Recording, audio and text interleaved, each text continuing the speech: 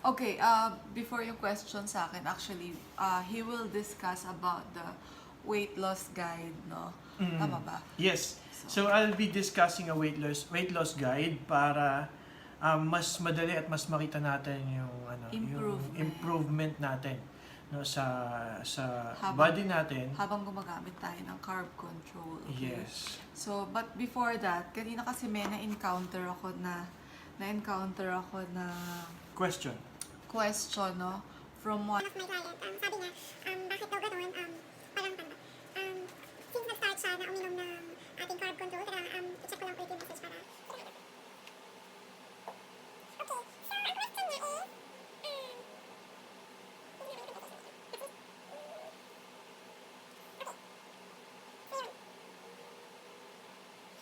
mula nung nag-start siya ng kanyang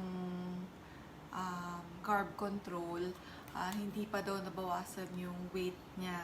So, ganun pa rin. Kumbaga, parang nag-steady na ganun yung weight niya. And then, unti-unti, finigure out namin kung bakit. Yeah, So, there are factors just actually, like what we mentioned from the previous video.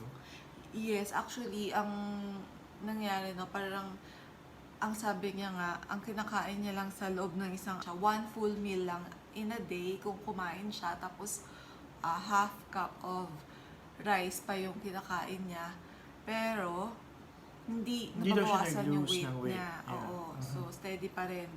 Then, yun nga, upon probing, nalaman namin yung reason why. So, tinanong ko kung ano-ano ba yung mga kinakain niya. Then, what else? Ano pa yung mga diet na ginagawa niya. So, hindi naman daw siya nagda-diet prior to drinking carb control kasi may mga medication siya. And then, after that, yun nga, hanggang sa nalaman ko na Suspense. na umiinom pala siya kasi almost daily ng beer. So, yun. Yun, doon nakita namin yung reason why hindi. Actually, maganda na nga yung nangyayari na kahit papano, hindi siya lumalaki or hindi nadagdagan yung Hindi siya weight niya. nag-lose. Hindi siya nag-lose. Good pero thing is hindi siya nabawasan. nag-gain. Oo, kasi nagtitake siya ng carb control eh. So, okay na yon.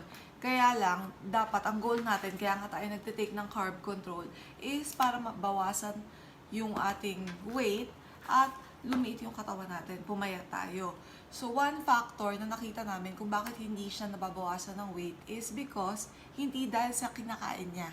No, okay naman yung mga kinakain niya, less carbs siya, hindi siya ma-sweet na tao, hindi siya ma-pork, more on chicken siya, and fish, and veggies, no? Yes. But, yung nakita namin sa kanya is yun nga, nabanggit niya na almost every day pala, umiinom siya ng beer, which is, ang beer kasi, malakas siya makataba, and Mataas ang carb content niya. mataas ang carb content In a single niya. bottle, mataas yung content. So, kung multiple Tapos, bottles yung naiinom mo nyo, medyo yes, malaki-laking carbs yun. nakaka 5 to 6 bottles of beer siya every day. Imagine that. So talagang, actually malakas makalaki ng tiyan, ng bilbil ang beer. No? That's why, actually sinuggest ko nga kung iinom siya, mas maganda, mag-hard na lang siya kesa sa beer.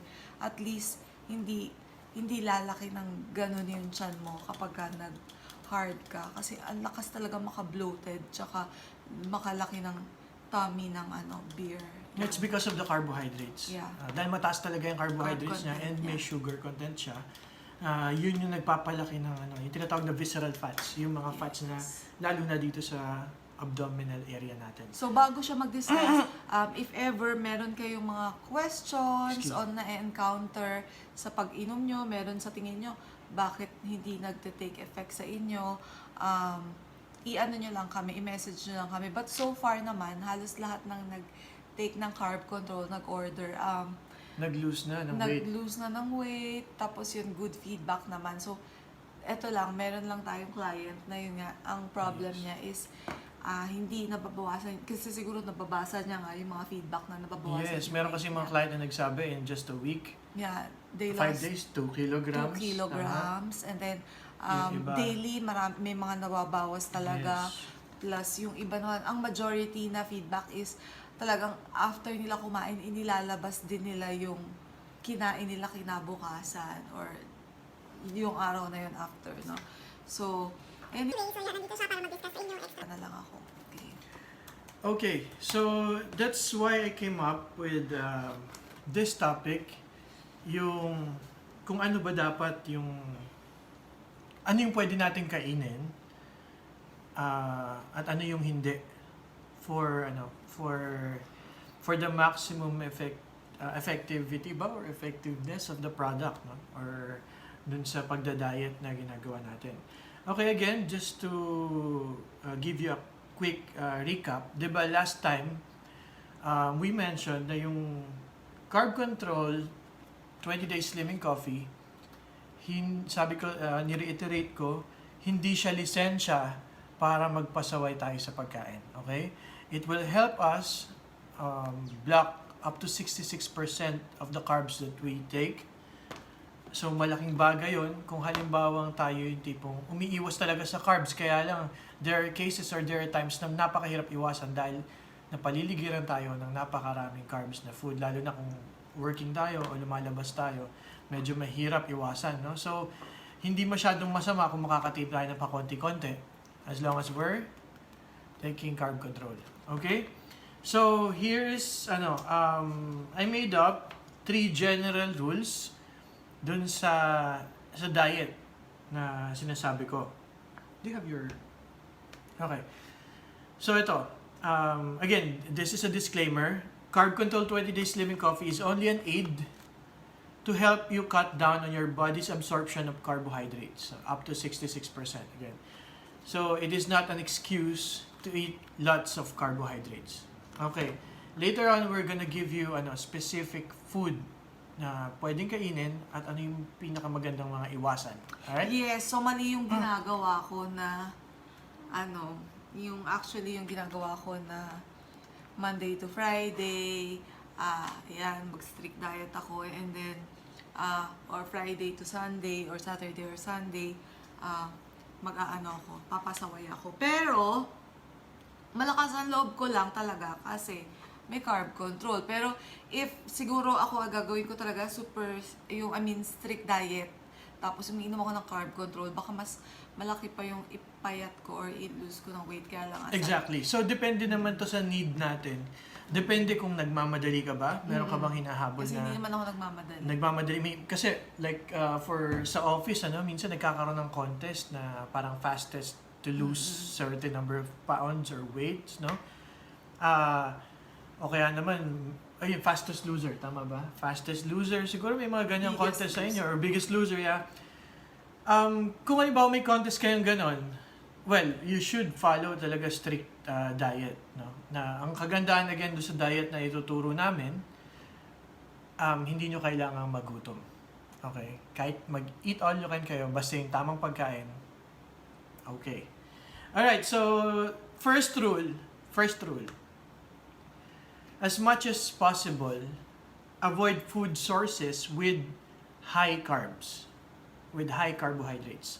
Paano ba natin malalaman? As a hindi naman tayo lahat nutritionist, hindi naman tayo lahat tipong sanay dun sa mga food ingredients, hindi naman tayo lahat nagluluto. So here's the basic, no, sa mga food. Lalo na ngayon usong-uso na ang Google, no, pagka meron tayong food na hindi tayo sigurado, mataas ba ang carbs nito? May carbs ba to? May sugar ba to? Simple lang, go to google.com, alright? I-type nyo kung anong food yon. For example, let's say rice. Kunyari, hindi natin alam na mataas ang carbs ng rice, no? Pero tatanungin natin sa Google. Rice, nutritional facts. Okay, so yung type nyo, rice, nutritional facts, and then you'll be able to see yung breakdown. Okay, 3 lang ang titignan natin na hindi naman criteria. 3 yung items na titignan natin. Okay? To determine if it is a high carb food or not. Okay? First is tatlo kasi yan, tatlong group na hati natin. Merong protein, merong carbohydrates, and merong fat. Okay? So definitely, yung carbohydrates ang tututukan natin. Okay? Yung carbohydrate, if it's higher than the protein and higher than the fat, that means yung pagkain na yon ay high carb. Okay?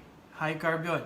So whatever it is na gusto nyong kainin, pero in doubt kayo, go to Google, type the name of the food, tapos nutritional facts. That's it. Makikita nyo na doon yun. Okay? Ngayon, sa second natin, avoid sugar. Okay? Avoid sugar as much as possible. And yung mga substitutes ng sugar, like yung dextrose, maltodextrin, at saka lactose. Okay? If you're going to do your research about these three that I mentioned, no, mas mataas, mas malakas siya makapag-spike ng blood sugar natin. Mas nakaka-trigger siya ng diabetes. Okay? So it's not good. Anyways, so the third rule is, ito, maraming guilty dito, siguro tayo rin, kumain lang kapag ka nagugutom. Okay? Hindi kapag ka naboboard. Kapag naboboard ka, hindi ka naman gutom, huwag kang kumain. Okay? Pero, good thing is, pag gutom ka, kumain ka hanggang sa mabusog ka.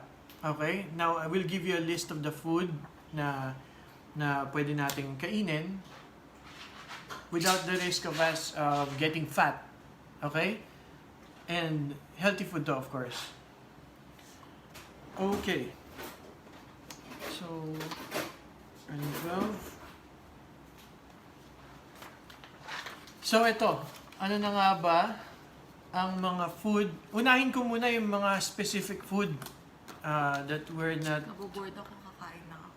Just like that, di ba? Hindi siya gutom kasi kaka-dinner lang namin. Pero, kakain siya. Well, Hindi to bawal. okay, Mali I will to. discuss this later. Okay? So, yun.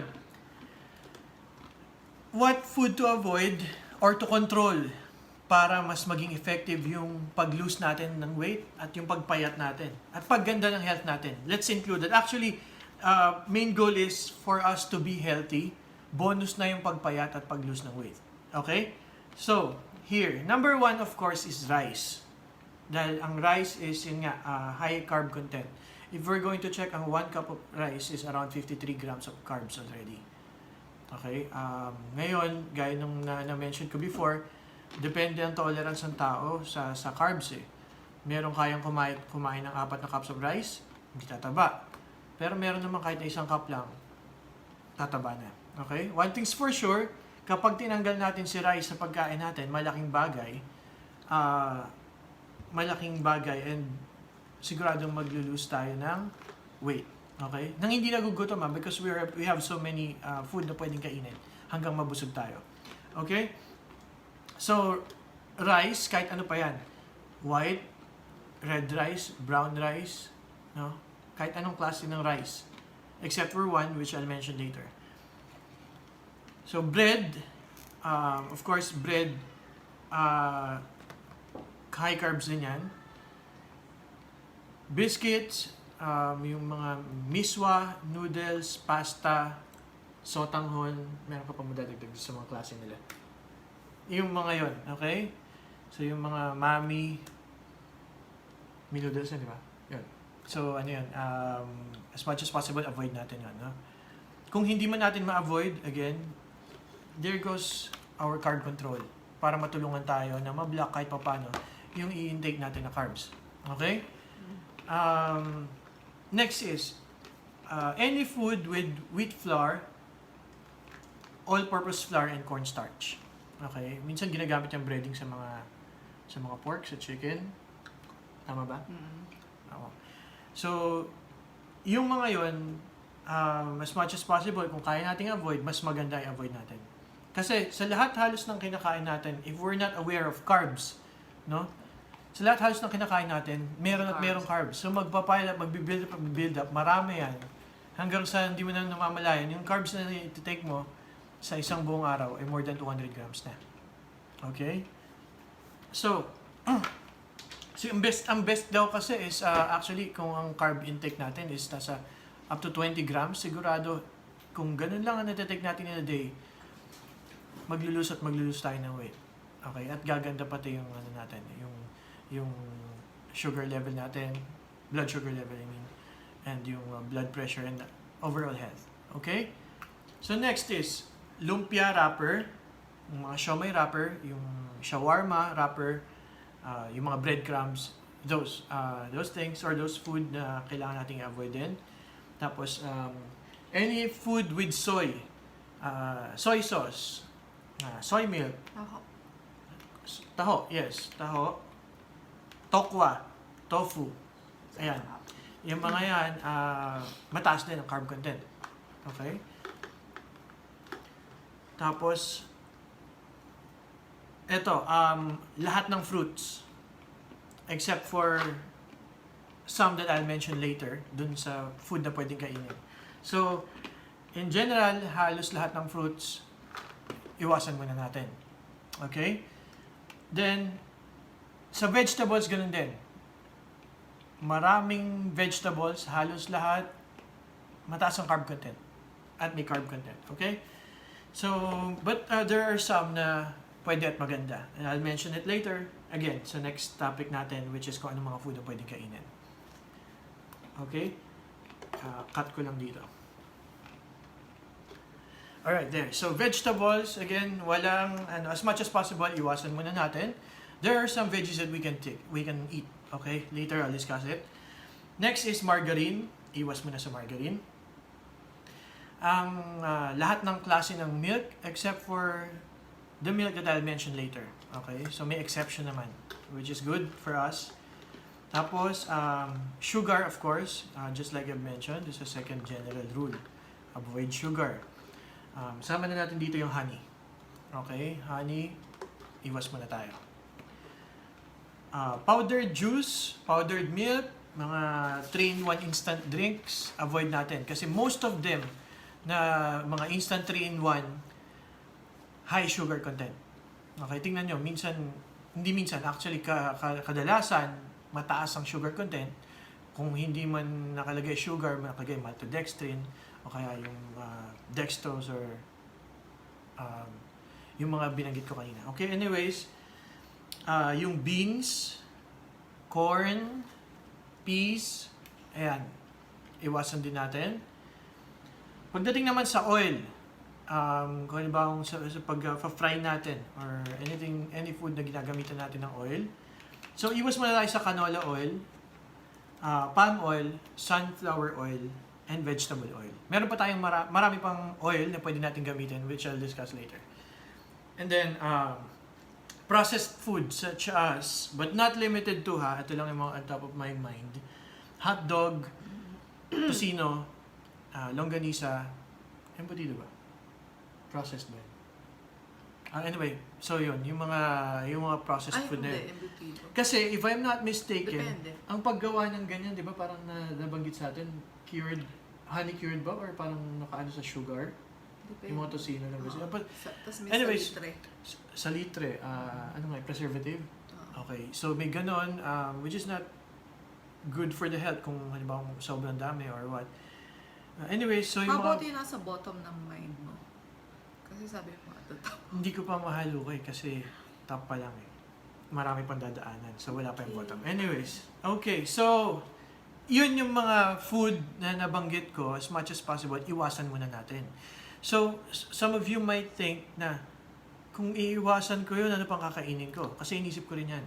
Inisip ko rin, ano pa bang pwede kong kainin kung halimbawa tatanggalin ko itong mga to? Correct. And then I realized, no, as I'm going through this diet, marami pa palang pwedeng kainin. Sobrang dami. Hindi ko pa nga nakakain lahat. Okay? Anyways, so, may question ka? May sasabihin ka? Wala. Oh. Meron ako naisip. Kasi kontrabida tong mga pinagsasasabi mo sa gusto ko. Hindi, joke lang.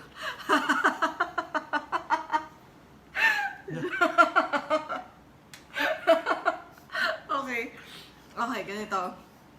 Nakakabuwang yata itong mani na to. Anyway, may question ako. Sige. Anong tawag dito? So, ang ibig sabihin, sa dami mong pinagsasabi na hindi pwedeng kainin at pwedeng Ang dami ba? Konti lang. O sige. Nasabi mo na ba itong mga dapat kainin? Hindi pa. Hindi Ah, ko pa okay. sa mga hindi dapat kainin Okay, so pala. sinasabi mo na hindi mga dapat kainin. So, ibig sabihin, kasi para sa pagkakaintindi ko ito rin mostly yung mga, yung ginagawa ng mga nagkikito and naglo-low carb diet. So, ibig mo bang sabihin, itong carb control, mas maganda siyang isabay sa mga nagkikito and low carb diet? True. And my next question is, Okay. ibig bang sabihin nun na if hindi ka nagkikito at hindi ka naglo-low carb diet, hindi ka papayat pag uminom ka ng carb control? Okay, one question muna. Baka hindi mag-register yung pangalawa. First Okay, so first question. Maganda daw ba siya sa mga nagkikito or naglo-low carb diet? Yes. Okay. Why? Kasi ganito. Yung mga binanggit ko is actually for the people na nagpa-practice ng low carb diet, in which talagang without carb control 20 days slimming coffee, talaga namang maglulose ng weight, gumaganda ang health at papayat. Okay? Pero again, hindi lahat ng tao matigas ang panindigan. Merong mga marurupok sa pagkain. Hindi pong pag nakakita ng favorite food nila, hindi nila maiwasan kahit na nagda-diet sila, no, kahit na strict diet ako ngayon, pero pag naharapan mo na ng spaghetti, I cannot resist, di ba? Okay, naharapan na ng donut, naharapan na ng whatever food, cake, no, dream cake, gaya ng dream cake, lalo na pag yung dream cake gawa na, ang hirap i-resist. Anyway, so kapag ganun na, alam mo yun, nandun yung sometimes we fail. So, ibig sabihin, yung natin, mapapakain tayo. Okay? So, dun pumapasok yung tulong na ginagawa ni Carb Control 20 Days Slimming Coffee. Okay? Now, kung halimbawa naman, hindi ka naman nagpa-practice ng keto or kaya ng low carb diet, in what way makakatulong si Carb Control? Okay, just like what I mentioned before, I'll repeat it.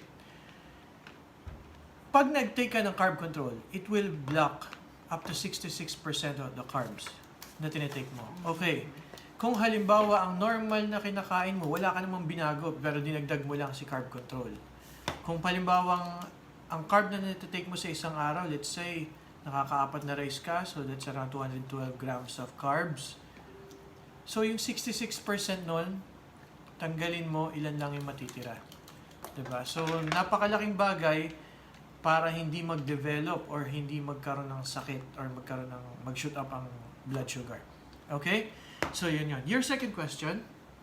Ayun nga. So, ibig sabihin ba na parang nasagot mo na? Nasagot ka na ba? Oo. Hindi ko alam yung tanong, nasagot ka na. Okay, sige. Alright, so, shall we So, proceed? ito lang. Hindi, habang nagdi-discuss ka, meron akong naisip lang. So, ibig sabihin, no, para mas maintindihan lang nila. Sige. So, halimbawa, may erasure. So, kung halimbawa, base sa explanation niya, halimbawa na kapag kumain ako ng 100 grams, tama ba? 100 grams halimbawa ng carbs. So, tapos uminom ako ng carb control.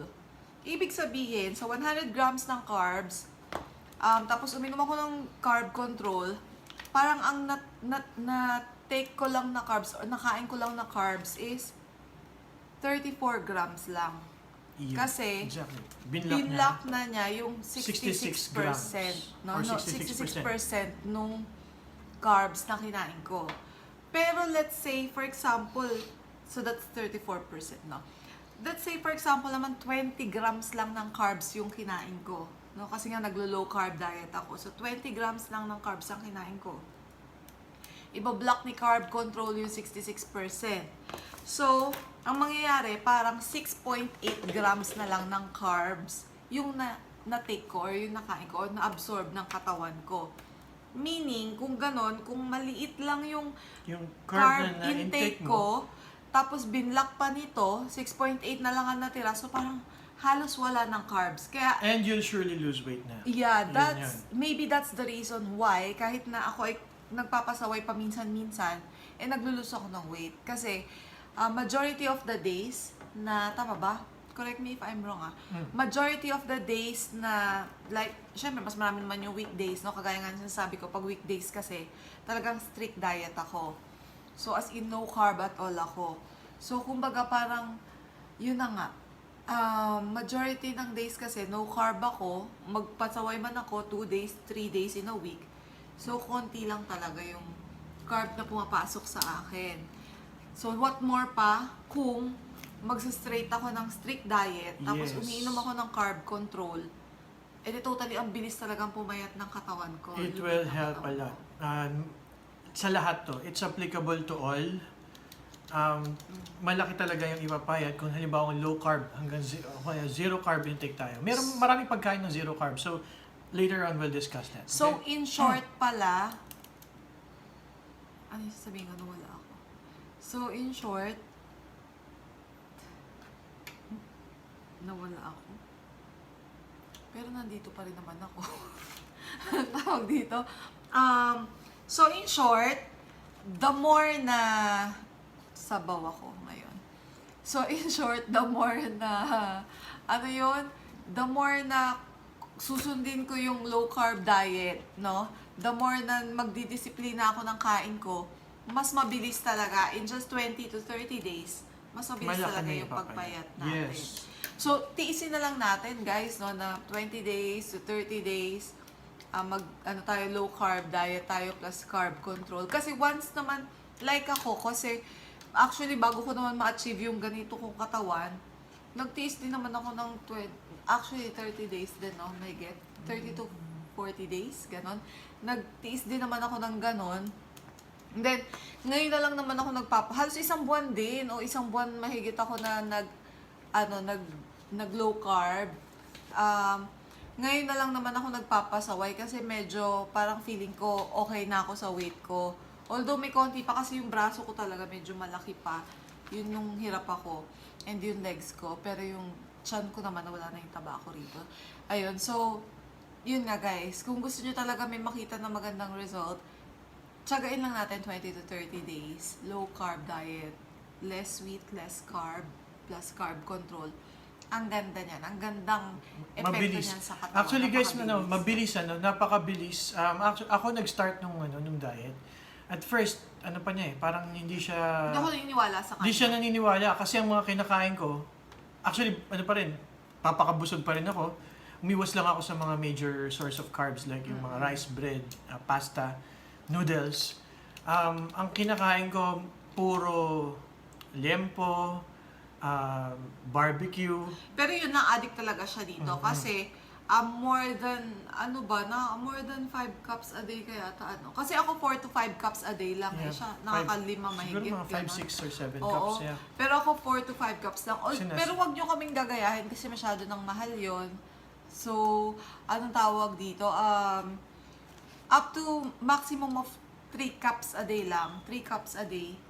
Yun yung pwede. Kasi more than that, parang natatapon na lang ng katawan natin. It won't guarantee na mas effective kung halimbawa 5 o 6 ang inumin mo, no? Pag maximum of 3, on top of that, wala na. Parang 3 lang ang ininom mo. Okay, so ganun lang din yung effect nung carb control. ingredient natin na nagbablock ng carbs. Okay? So, let's proceed with the food na pwede natin kainin. Okay ka na? Okay, game. Alright, so pwedeng kainin. Ayun, excited ako dyan. Okay, so pwedeng kainin, pwedeng inumin. Okay, so unahin ko na syempre si 20 days. Okay, si Carb Control 20 Days Slimming Coffee. Okay, so pwede siya because it helps you block the carbs na makakain natin. Kasi some of the food na ma-mention ko dito or some of the drinks na ma-mention ko dito, even though low carb siya, still it has carbs. Okay? And hindi natin alam, minsan ba may nahahalo dun sa kinakain natin, Yes, oo, ganyan. At lalo least na. may pangontra agad tayo. Okay. So, there. So, pwede tayong carb control, 20 slimming coffee. Ang best food natin, okay, ang best food natin will be meat. Okay, meat of all kinds. Mapa sa baboy, sa baka, sa manok, okay? Isda sa lahat ng seafood, eggs, all kinds of eggs, okay? So mapaitlog pugo yan, o kaya yung mga itlog ng manok, okay? Mas lahat ng klase ng itlog. Lahat, pati itlog ng isda. Ang tawag doon. Anyways, so, yun, they're all good. Parang, pwede kayong mag-eat all you can. Ito yung sinasabi ko, pwede kayong mag-eat all you can. If the food that you're going to eat is meat, egg, or seafood, pwede kayong mag-eat all you can. Alright? So, I guarantee you, hindi kayo tataba. Basta eat all you can. Yung food na yun, without, I mentioned yung mga bawal kanina. Oo, so, basta yun. kami, pag nagutom kami, kahit anong oras yan, lagi kami may liempo, ganyan, may egg, yung mga ganon. So, Sa may liempo, tuna. to be safe, no, ang ginagawa kasi namin, Turbo broiler. Tinu-turbo broiler namin. But Pwede sometimes kayong bake. pwede kayong mag-fry, okay? Kasi pwede naman gumamit ng oil. Pero oil na gagamitin niyo, pwede.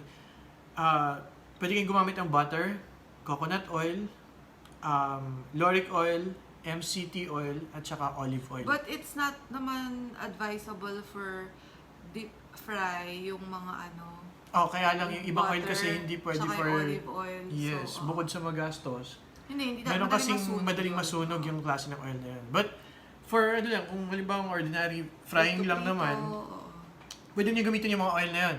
It's okay for practitioners ng keto or low carb diet. Okay? Now, next is, ito na tayo sa milk. Anong bang milk ang pwede? Yung sugar-free na almond milk at saka coconut milk. Yung dalawang yan pwede. No? They are low carbs, but again, in moderation lang yung pag-inom kasi may carbs pa rin yun. So, kasi sabihin mo, low carb siya. Pero kung uminom ka naman, let's say, 2 pitsil, of course, yung carbs nun, marami pa rin. Maiipon pa rin. Okay? Anyways, so what else can you drink? Tea. Pero hindi yung mga iced tea na may mga sugar, ha? Yung regular tea na walang flavor. Green tea, Okay. mga ganon. Okay, yan. Water, of course. Yan ang pinakamaganda, mag-water. Okay. I-correct ko lang kasi some of you may think na kapag uminom tayo ng tubig, na yun na yung parang magpakabusog tayo sa tubig. Actually, medyo mali din yun. Medyo mali din yung magpapakabusog tayo sa tubig. Maraming pwedeng maging hindi magandang effect sa katawan natin. Uminom lang tayo kapag nauuhaw tayo, if we need it. Yung 8 glasses per day, yes, I say it's good.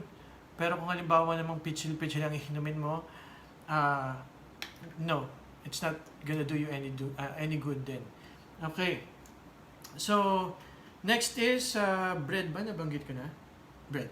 So, bread, almond bread, coconut bread, pwede. Alright?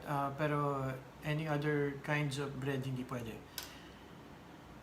Sa fruits, okay, avocado, at saka mga berries. Okay yan. Now, sa vegetables naman, green leafy veggies are okay. Siguro pwede rin yung coconut meat. Yung Coconut ng meat. buko. Actually, I checked, no. Medyo, siya, although low carb din siya as compared to other, kaya lang may sugar siya. Okay. So, no. So, sa green leafy veggies, it's good. Mga spinach. In moderation. Yes, in moderation. Kailangan control pa rin kasi it has carbs pa rin. Okay? Ano pa ba naman? Yung broccoli, cauliflower, mushroom, they're all good. Pwede. Mushrooms, pwede pala. Yes, di ba gumagamit tayo ng mushroom sa Oo, pero hindi ko sinasobrahan. Pwede pala. Pwede. Yeah. Okay. Okay. So, next is lahat ng klase ng cheese. Except for yung mga cheese na may timpla na, no? Baka yung cheese kasi tinimplahan na ng So, ng pwede something pala else. mag-gambas, Kung gambas, O kaya ano ba ingredients? shrimp. butter, garlic, tapos Oh, yes. mushroom. Yes. Mm. Okay, so Kahit yun. araw-arawin, ang sarap nun. Kakagutom. Time out, guys. Okay, again, all kinds of cheese, okay. Except for those na templado na may sugar or what. Siguro if we're not sure of the brand, tingnan na lang natin sa nutrition facts, no? Kung mataas ba yung carb content niya at saka yung sugar. So pag mataas, definitely hanap tayo ibang brand, marami dyan. Okay, so Kopi mayo or homemade mayo. Okay, it's good. Yung mga substitute for sugar, such as stevia, is okay. Isa sa content natin is stevia. Okay. Meron yung equal gold, erythritol, okay sila. Okay. Sa stevia lang, you have to be careful kasi we saw some brands in the market na yung stevia hinaluan ng maltodextrin. So, it defeats the purpose, no? Mas pinasama pa. So, pag titingin kayo ng stevia, yung walang halong maltodextrin, dextrose, or lactose, okay? So, yun. Pwede rin tayong unsweetened cocoa. So, that's panggawa ng chocolate na cake or cupcake or what. So, again, sa oil na mention ko na kanina. Yes, you're done with that. Okay, oil. So, almond butter, cashew butter, peanut butter, basta unsweetened, pwede siya. Pero in moderation, okay? Kasi it still has carbs and a bit of sugar, I guess. All-purpose cream is okay. Kaya nakakagawa ka ng Yung mga yung drinks na inirequest ko sa'yo. jelly, ano pa yun, yung mga Milk tea, pwede, no? Milk tea, pero piling-pili yung mga ingredients. No? So, all-purpose cream, good. Gelatin na sugar-free. Okay. Merong mga gelatin kasi na may sugar na, di ba? Yes, oo. Some brands have sugar na. Pero meron Pero na meron sugar-free. yung mga nuts. Nuts is okay. Ayun. Cocoa aminos as substitute for soy sauce. Kasi di ba nabanggit ko kanina hindi pwede ang soy sauce.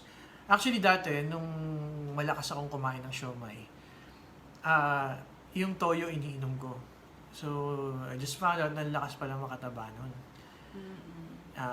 So, ngayon, dahil hindi na ako nagsa-soy sauce, meron akong cocoa aminos. Minsan ang pinagsa-substitute ko. Ang kaibahan lang, ito si cocoa aminos medyo... Hindi masarap. Oh, as compared to soy sauce, of course. Medyo medyo may tamis siya eh. Tamis ewan. Medyo may tamis siya. Ako hindi ko siya gusto personally. Parang may konting asim, no? Pero pinagtsatsagaan namin.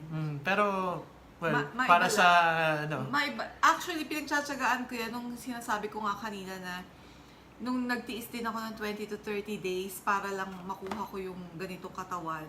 So, pinagtsagaan ko yung cocoa aminos niya para lang masabi ba na maiba lang yung natikman kong pagkain. Yes. Hindi yung araw-araw puro liempo na isa lang. inihaw. Kasi nag-sobrang strict din ako eh. Inano ko lang, kumbaga tinignan ko lang, effective ba talaga kapag nag-low carb diet with this? So, and yes it is. Sobrang effective. Okay? So, next is